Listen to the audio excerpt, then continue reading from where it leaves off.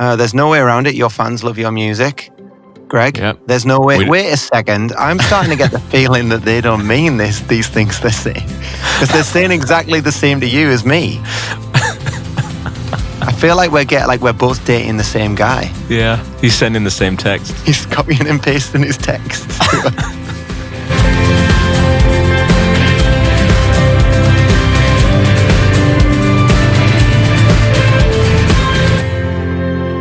Hey guys, welcome to Dropped. We are here today to drop in for a shorter episode just to celebrate that very special time of year when we cannot escape a bunch of numbers all over our Instagrams and TikToks. And those numbers are, of course, the Spotify Wrapped.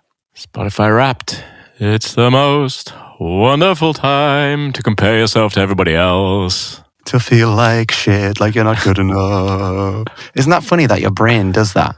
Like filters out. I find that like as I go through social media at this time, every artist friend that I have that got higher numbers than me, I'm like, I notice and my brain registers like, oh, you didn't get as many as that person. And then all of the people who got less than me, I'm just like, I don't even think about the fact that I got more than them, because I'm not going to like celebrate like, oh, I'm better than them because of the numbers. But then it still gets me on the other end. So it's human nature to compare ourselves to others and then think we're better than people that we're doing better than, and then, you know. No, but I'm saying it's like, for me, I feel like it's the opposite. I feel like I don't get to bask in that I'm better than you feeling, because I'm like, nah, I don't want to do that. But I do get to feel shit about myself on the you're better than me feeling.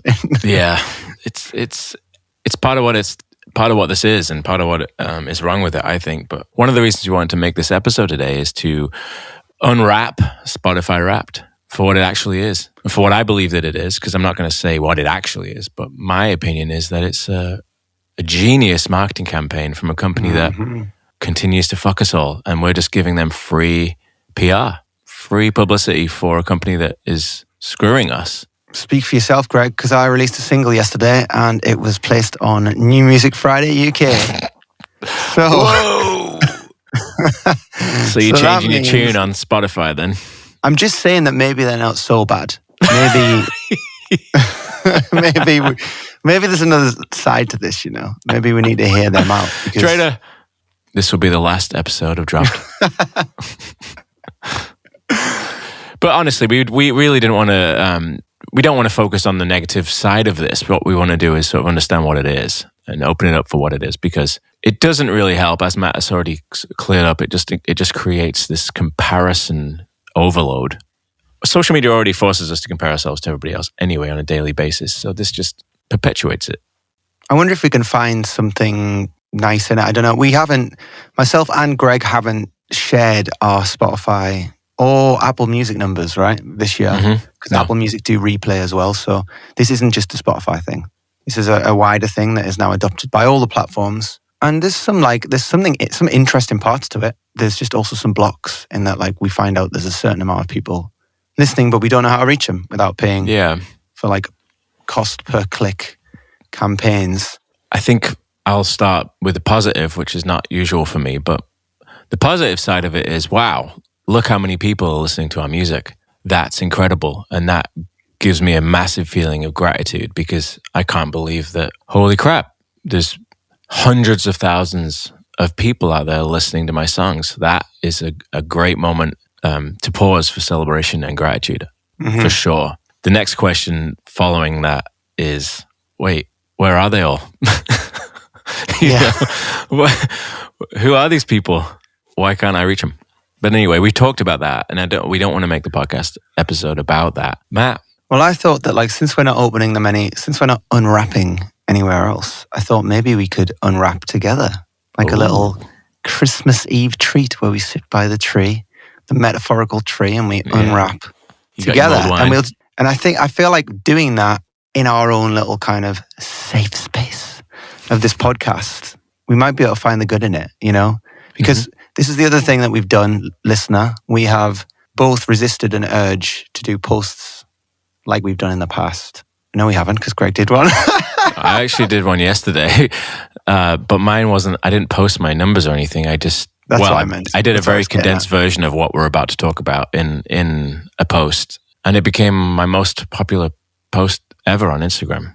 So that I'm clearly onto something. And it got reposted by a lot of our peers, big songwriters, people who have done well, people who are very influential. I've reposted this. And so if anything, it gives, because you know what funny, I had a moment yesterday where I posted it and I left Matt an audio note. I was like, oh, I just feel like I'm always the fucking Grinch, just this negative guy that's just, I have to point out what's wrong with something instead of just celebrating what's good about it. And so I had all this insecurity yesterday when I posted this. And I was even sitting there making coffee like, maybe I should delete it. I feel like such a complaining dick, you know. And then it became popular and people clearly resonated with it. And so I felt better about that. Not because it became popular, but more because I'm not the only one thinking that way. Yeah, you stood up and you said the thing, and a lot of people breathed a sigh of relief and were like, I'm not alone. And have commented that, and yeah, including some, as you say, like incredibly successful people who aren't just sitting there mad that other people are more successful than them, which is always your worry, that you're being that person, right? It's always, and I mean by your, I mean everyone's worry, that like by saying this is, am I going to be seen as just angry that I'm not as successful as the next person, you know? Correct. So when people who are more successful than the next person agree with you, it is incredibly validating, because you're like, oh shit, no, it's not me, it's the issue. Totally. It's valid. Do you know who I think I am? Seems like nobody understands. When I talk, you should listen, 'cause you don't know what you're missing. Do you know who I think I am? Okay, so we thought it would be fun, since we didn't share our Wrapped anywhere else, to share it with you guys, because, you know, it's a safe space. We're all family here, and we're going to try and do this without getting competitive, because I want Greg to win. And I want Greg to win. I've been doing it longer, therefore. Put the hours in. I mean, this really is all that matters. You know, the Spotify Wrapped numbers, they really define where you are as a person. Mm-hmm. At the end of each year, these numbers really, it's what I go to bed thinking about. Exactly. But we're not being competitive. So, no. Right. I have both of our Spotify Wrapped side by side on the screen. They both have a Let's Go button. I'm going to click the Let's Go button under Belmont, and I'm going to click the Let's Go button under Greg Holden. 2024 was quite a year. It was quite a year. Say that again. This year you had... Ooh. That's me. Oh, look. No! No, it doesn't matter. It doesn't matter. None of it matters. But Matt That's had so close. 817,000 listeners, and I had 844,000 listeners. Wow. Which means I am a better human being than Matt. And a better artist and a better musician. And my songs are better. But you've had like better. an extra 15 years on this planet or something, so you've met another 30,000 people. 15 years. I had 817,000, and Mr. Holden, the father of the podcast, had 844,000 listeners. Well done, Greg. Thank you. Thank you. I'm actually very pleased for you. That is outrageously close. That is. And when you consider the size of those numbers, this could have gone so wrong. I know. If it was just one of us getting like completely shit on for the whole thing. I'm glad that didn't happen. And also, let's acknowledge that that's outrageous. Let's forget about all the other numbers we've seen that have been shared on social media, and let's just look at those numbers in isolation. Wow. If someone told me that 10 years ago, 817,000 people would listen to my music in 1 year, like individual people. Mm-hmm. My mind would be blown. Imagine if those were ticket sales. You know, imagine if that was physical people coming to your shows. That would be a massive, massive tour. Mm-hmm. So, if only I could reach them. You know, we didn't have, I want to echo what Matt just said, that is a lot of people, and that is not something to be looked away or thrown aside too easily, because although we have our complaints with streaming and with Spotify, that is a number to be celebrated. Those are numbers to sit down and go, okay, well, what I do is not nothing, because nearly 1 million people have listened to my music this year. Amazing. And if you're one of those people, thank you so much, because truly that is not something to laugh about or take for granted. Absolutely. Totally agree. Thank you for listening, guys. Let's continue. Scroll down and... Well, it's going to be higher, isn't it? Because you got more people. So you're going to win forever now. 3.19 million streams for me, and for Greg, 3.81 million streams. That is like, wow. Your extra 30,000 people did a lot of heavy lifting there. They listened an extra 600,000 times between 30,000 of them. That's amazing. I'm immediately looking at those numbers and going, well, I saw someone post yesterday that had like 10 times that, so I must be terrible. Yeah. Like I'm immediately comparing myself. It's just amazing. It's just such a it's such a human thing to compare yourself. And that's what I don't like about these things, is because it really is at this point a massive popularity contest. And I don't like that is what we do now with music. It's the same with followers as well. It's just like you immediately look at someone's followers, and if they have more than you, you're like, well, I guess I'm not as good as them. And if they have less than you, you're like, oh, thank God I'm doing better than them. You know, it's just, it's not necessary. It's not a part of our careers that we should be thinking about, but let's keep going. But I've got some thoughts on this as well, on where these numbers come from. So if you're listening and you have way lower numbers, or you're listening and you have higher numbers, you probably know. They tend to come due to like the gods blessing you with certain placements. The streaming number isn't the big number that I look at. I look more at the saved and the playlists and that kind of thing, because that shows where people are actually spending time. And the numbers of streams, I think, can be kind of almost fudged. There's some stats up on screen about how many minutes and hours and days and weeks that is. Wow, Very our interesting. numbers are so close. So close. Let's just give the big number. My music was listened to for 22 years in this 1 year. A total of 22 years of constant listening time. Greg's 23 years. How are we so close? Isn't it wild? I mean, I'm so much better than you. I don't get it. Your music traveled to 179 countries. That's me. Wow. Greg, what's you going to be? 181. Less. Oh! What are those? Well, you're not quite a man of the world like me, are you? Well, yours are the extra ones are Tsunami and Iraq, obviously. Suriname and Iraq, I think. Yeah, pretty big in the Middle East. Yeah, 179 for me, 177 to Greg. Wow. Matt has pulled ahead. Recently got your American citizenship and probably immediately burned your passport, and that'll be why. Yeah. Top countries. We have the same number one country, the United States of America. Thank you. Thank you all. Number 2, Germany. Thank you. Thank you. Canada for me, number 2. I'm not even, Canada's not even in mine. Look at that. Number 3, the UK, both of us. Both of us, the UK, yeah, our mum's homeland. And then number 4 for me is Australia. Number 4 for me is Brazil. Number 5, Sweden. That's Daniel Ek listening. Yeah, it's Daniel Ek. God, what can I learn about this guy? Feeling threatened. And Spain for me. Which is funny. I think I've played one show in Sweden my whole life. I wonder why Sweden's on there. You just connect. Your socialist side coming out. All right. So your number 1 song obviously is Hollow Acoustic. Hollow Acoustic. Talked about how well that's done. My song Hollow, which was recorded in a couple of hours in a living room in Nashville. Speaking of songs that were recorded in living rooms in a couple of hours. The Lost Boy. The Lost Boy. Greg's number 1 song. Is that how you recorded that? Uh-huh. So if there's anything I've learned about success in music, it's spend as little time as possible on a song.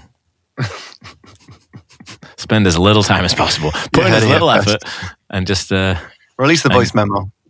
Yeah, I mean, you said Hollow took a couple of hours. Lost Boy took a couple of hours. Recorded through one mic in my bedroom in Brooklyn. Isn't that funny? And then like a song like that blows up and record companies come along and they're like, can we sign you and throw lots of money at you? We're going to put you in these huge studios so that you can recreate the thing that didn't need a huge studio. Yeah, exactly. And it's just like a waste. It kind of shows how this model is kind of getting so tired and old, because that's just a waste of time and money. I mean, look at that. Our biggest songs, out of all the songs that we put out over the years, our 2 biggest songs are the ones that took us the least amount of effort. Yeah. Or money. I just wrote it in the middle of the night one night, recorded it in my Brooklyn apartment with a Audio-Technica 4047 microphone, and 1 week later it was number 1 in Holland. Wow. So weird. Well, keep it pure. Go back to basics. Right, that's kind of the message. Don't get seduced by the dream. Yeah, that's kind of the message. For sure. Okay, what have they got next? Let's get to the important numbers. Our friends at Spotify. There's no way around it. Your fans love your music. Greg, Yep. there's no way. Wait a second. I'm starting to get the feeling that they don't mean these things they're saying. Because they're saying exactly the same to you as me. I feel like we're both dating the same guy. Yeah. He's sending the same text. He's copying and pasting his texts. I love you the most, baby. No, I love you the most. Okay, my tracks were saved 30,000 times. Greg's, no! You killed me there. Greg's tracks were saved 47,000 times. Wow, they love you, Greg. See, these They are want the to keep important you numbers. around. These are the less useless numbers. These are the ones where we start to see how people are interacting with our music. And that's what really matters. Yeah, and how much they want to keep it around once they hear it. Because again, probably 99% of those streams we've just talked about with our biggest songs, definitely in my case, can't speak for Greg's, I haven't gone deep into his numbers, but in my case, the vast majority of those streams come from that song sitting on big playlists now. Mm-hmm. And it found its way there from getting a good replay count, and whenever they put in a placement on a playlist, it tends to get like an amount of saves and replays that they're like, this is obviously a good one, let's keep it here or let's move it up or whatever. Yep. So it ticks all those boxes, but then it just gets placed in these playlists that happen to just get put on in the background in cafes and while people study, and we get streams, but do they even really do they translate know to listeners what they're listening to? Yeah. So the saves are really important for that. The question is, who looks more handsome? Yeah, we're both in there. Well, I'm in the shadows on mine. So you look more handsome. I'm just staring at my ceiling. I look a little bit like... wondering what the fuck I'm doing in my life. You're just staring... that picture, you're just staring at your royalty statements. Just like, what? There must be something wrong. That's actually me last year looking at my Spotify Wrapped numbers. Scroll down and see what they've got for us now. And added to 19,000 playlists. 19,000 playlists. And Greg dominated me again. 33,000 playlists for Greg. Destroyed you. Wow. That's a lot of playlists though, isn't it? Like, that many Whose playlists. playlist though? Well, there'll be a few of the editorial playlists on there. But the most of those will be user playlists. Well, thank you to anyone that added. Thank you to the 33,000 people out there that added me to a playlist. Despite my sarcasm and my sarcastic enthusiasm towards this ridiculous concept that we're all reviewing right now, I am incredibly grateful. Same. Yeah, that means a lot. And it really means a lot, as in, like, just that, wow, a song resonates if you add it. You want to remember it, if you add it to a playlist. It does something for you, so that feels nice. Thank you. Carrying on again, scrolling down for me first and Greg second. The next thing is boring. We'll go past that. Boring. Keep going. Boring. Don't care about that. Boring. Jeez. This is boring. No, that's not boring. Your music is making someone's day right now. Boring.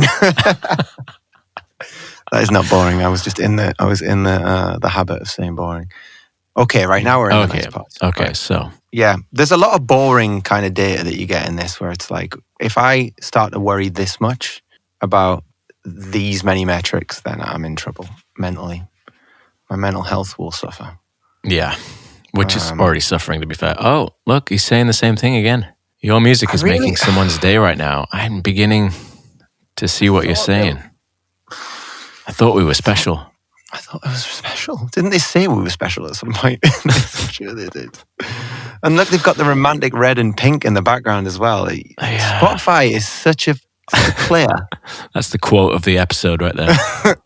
You're a top 10 artist for 1,320 fans. That's a really big deal. That's crazy, isn't it? If anyone in my top 10, not on meaningful. Spotify because I don't use Spotify, but on Apple Music, anybody that's on my top 10, I would go buy their ticket for sure when they're on tour. I would listen to their music probably on a weekly basis. Top 10 is a big deal. It really is. Yeah, it feels nice. I must feel very nice. The question is, Greg, how many people am I a top 10 for? You're a top 10 hater of Spotify. You're a top 10. That's for sure. You're a top 10 enemy. Imagine if it just turned black now and went enemy of Daniel Eck. We sit in your webcam turned on. We see you. We're watching you. Stop it. That's for 3,000. That's impressive, man. 530 fans. That's great. That's a blows tour, my mate. mind. You need to leave your studio more often. That blows my mind. If you are part of that number, I can't thank you enough. Truly, that is something to put on a plaque and hang on my wall. It's. I can't believe that. Actually, top 10. That's a big deal. 3,500 people. I would go and see artists that are in my top 30. I'd probably go and see artists that are in my top 40. To be honest, so top 10 is like. I mean, I'm naming like Radiohead, Leaf Follerbeck, Bon Iver, Paul Simon, yada, yada, yada, and on and on and on. To get to my top 10, that is an exclusive club. So mine is like Bill Evans and the rest is metal bands. Oh, we're going even further. You're a top 5 artist. 4? 509 fans. 509 also a big deal. Fans. You're a top 5 artist for 1,210 fans. That is like... Wow. People, I think some of those people would scream if you walk past them down the street. I mean, people scream at me on the street all the time. It's because I'm not wearing any pants. Or because I'm Greg Holden not wearing any pants. I don't know which one it is.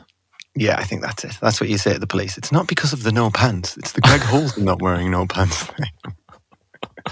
That is a great number. That is a number that makes me feel like I should keep making music.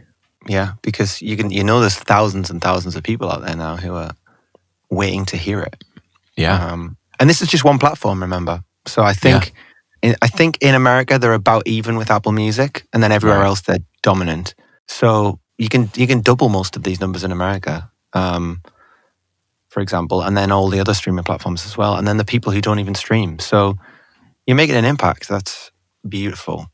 Look, I think these are the important numbers. I've said it 800 times on this episode now, but to see how we're connecting with actual humans, that's where I'm like, okay, cool. That's something I can gauge my success off of, not how many streams. No, for sure. Okay, I think we got one more number left. Whoa, look at that graphic. I do like the graphics, I will say. Got a lot of money to spend on graphics. I wonder where that comes from. So this means this is probably, I'm going to take a wild guess and say this is how many people you are their favorite artist, their number one artist. Oh, can I guess? I'd be blown away to be anyone's number one artist. Can I guess? Because there's so many amazing artists out there. Yes, you can guess. You can guess. I mean, if we say, how much did it drop? So it went from 1,320 at top 10, then it more than halved to 509 for top 5. I'm going to say... It's going to be less than 100. 50 people. 50 people would be nice. I think you're 50 people's favorite artist. I know you're mine. You're mine. You're the top artist. Come on, scroll faster. God, they keep you waiting, don't they? Jesus. 75. Wow. That is a significant amount of people. Who want to listen to my music that much? That's crazy. What's it going to be? How many people do you think? 210. Let's say just over 100. Okay. Like 110, 120, 152. Wow. That's the real number right there, Matt. Look at that. That's more than double you. So that means I'm more than double as good as you. You're more than twice as good. Like that means you could host and co-host this podcast all on your own. In my opinion. I'm surprised that has left me with a little bit of a fuzzy feeling. I'm like amazed a nice feeling. That as negative as I am and how pessimistic I come across sometimes, that 150 people in the world, 152 people in the world find me to be their favorite artist. Imagine being in the room with 50 people who, every single one of those people, you are their favorite artist. You said 50, but what you mean is 152, man. Let's get the numbers right. Okay, well, imagine being in a room with 152 people, right? So it's a 152 person show, which is a really nice sized, intimate show. And they're not just 152 people who've heard your music and gone, oh yeah, he's in town. Yeah, that'd be nice. We're going to see Greg. There are 152 people who your music means more to them than any other artist in the world. That would be overwhelming, wouldn't it? That would be very overwhelming. And let's move on to the next point of this episode, which is, where are those 150 people? Who are they? Why don't I have access to them? Why can't you DM them? Why can't I write them? Why can't I invite them to join me in part of my Patreon community or come to my shows? And this is, I guess this is the sort of negative side of this, which we've talked about a lot. And so I don't want to talk about it too much, but these are large numbers of people, 800,000 people that listen to our music, and we have access to none of them. We don't know who they are, where they live. Well, we do know where they live, actually. We don't. They don't give us roughly. That sounded creepy. Yeah, we don't have access to these people, and so what good are these numbers when all they really are a pat on the back for us to then post on social media to give Spotify free publicity? Those numbers aren't of any use to us, unfortunately. And I don't want that to come across as like ungrateful sounding or anything. It's the fact. Those are the cold hard facts. If you had a company, if you had a business, a store, right, like a store in town, and you had 800,000 customers, and you had their phone numbers and their email addresses, your company would be massive. Yeah. We don't have access to any of that information. And so that's the downside to this. Like, what does it mean? What can we do with those things except boast on the internet and then compare ourselves to everybody else and then feel shitty again? And it's so interesting that the difference between how many people listen, because listening in itself means that we are providing a service there, right? Like, so by our music being at this level that it can sit on a playlist where people don't skip away from it and they leave it on and they enjoy it and they add it to their playlists. So even that lightest touch connection, like a lot of those listeners just on a playlist, they just listen because it comes on the playlist. And that's like the lightest. It's a step above, but it's almost like viewing a reel and liking it, you know. I don't consider like every listener a fan, of course. Spotify also give you a number of like engaged listeners, like people who purposely listen to your music every month. And I think the last time I checked, I had something like 60 or 70,000 engaged listeners. That's amazing. Over the last 12 months, who mostly purposely listened every month. So I would probably consider all of those to be some level of fan. And then the actual top 10, top 5, top 1, that's like, wow, they are like, we're in this together, or we should be. And I'm sure they'd be interested in what I have to share on Patreon and like the demo versions and instrumentals of songs and snippets as I'm writing songs and all that. Well, if I just take myself as an example, if any artist in my top 10 most listened to artists reached out to me, I wouldn't be like, hey, I didn't sign up to their email list. I'd be like, you'd be so pumped. This is amazing. They've just reached out to me. It's hard to see like a good faith excuse for why they won't let us DM or contact or just post on some kind of social feed that reaches all the people for whom we are like within their top 10.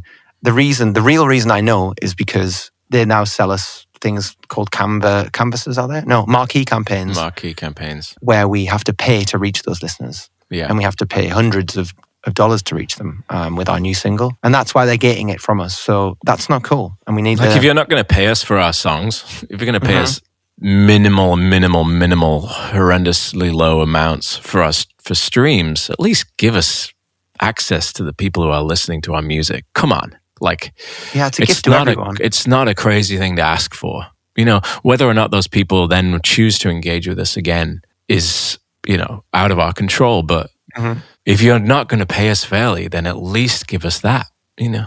Is that a thing? Is that something we can push for? Is that something we can demand? I mean, it's certainly not something we can demand, but we're not asking for a lot at this point. And so that's something good to pull from this conversation that would be a nice goal. Yeah, it would change the whole way that I operate right now would change if I could reach those people for whom I'm on over 1,000 people that I'm in their top 10 most listened. Because I could then know where I can actually tour and sell tickets, because I've had artist friends try to arrange tours around where they have the most listeners in the past, and they're shocked by how much that distills down to as far as ticket sales. They're like, I've got 10,000 listeners in London. I'll book a 1,000 cap room. And then they sell 100 tickets or 80 tickets. And it's like, you need to know who are the like really engaged listeners that really want to come and see you. And also you need to be able to reach them and make sure they know you have a show. So yeah, I think asking for some direct line of communication should be part of what we ask for going forward with companies like Spotify. And we've talked about that 1 cent a stream minimum because that would make a massive difference. And that user-centric streaming model. But the biggest takeaway from this episode for me, as far as like what would be a productive thing to try and fight for, is that. Yes, agreed.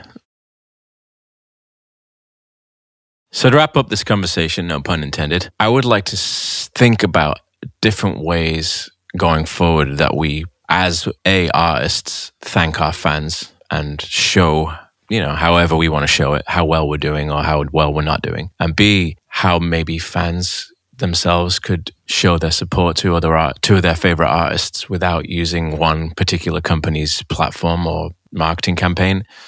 As Matt had said earlier, there's a thing called Chartmetric that pulls those numbers from all the platforms, Deezer, and Shazam, and YouTube, and Spotify, and Apple Music, all that stuff, all into one place, which would be a good way of spreading it out over all the platforms and not just focusing on one, therefore giving Spotify free PR. A better way to do it would just be to do what I did this morning and make a video and say, thanks, guys.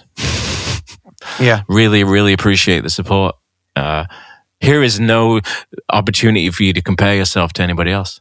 Just here's me saying thank you.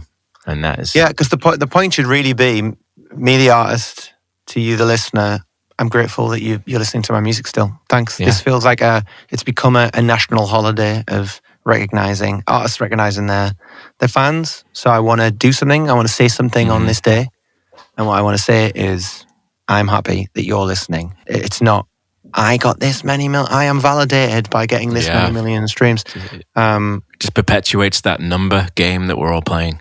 Which doesn't help because you can't win it, because there's always someone above you, I'm sure, like, I bet Ed Sheeran's like Taylor Swift. Probably. I mean, not probably. But I know what you're saying. Like, it's so easy. I mean, when we talked about it earlier, we talked about how great those numbers are. It takes looking at one more person's profile where it's more than that, where you're like, Yeah. And I really hope that artists who have listened to us go through those numbers today, like, well, we're really grateful for the people behind those numbers. And we've worked for like over a decade each to get to that point. So we really hope that it doesn't feel like boasting or doesn't make you feel bad if your numbers aren't that high yet.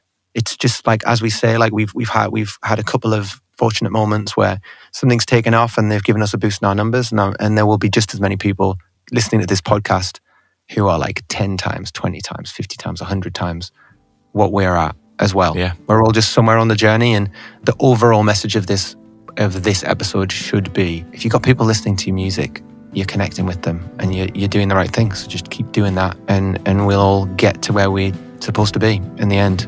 Yeah. And let's stop playing this numbers game. Yeah. I think that's a great way to wrap this up. So to sum it up, thank you so much for listening to us this year, for listening to the podcast, for listening to Matt, and for listening to myself. And we'll see you for the next episode. What if God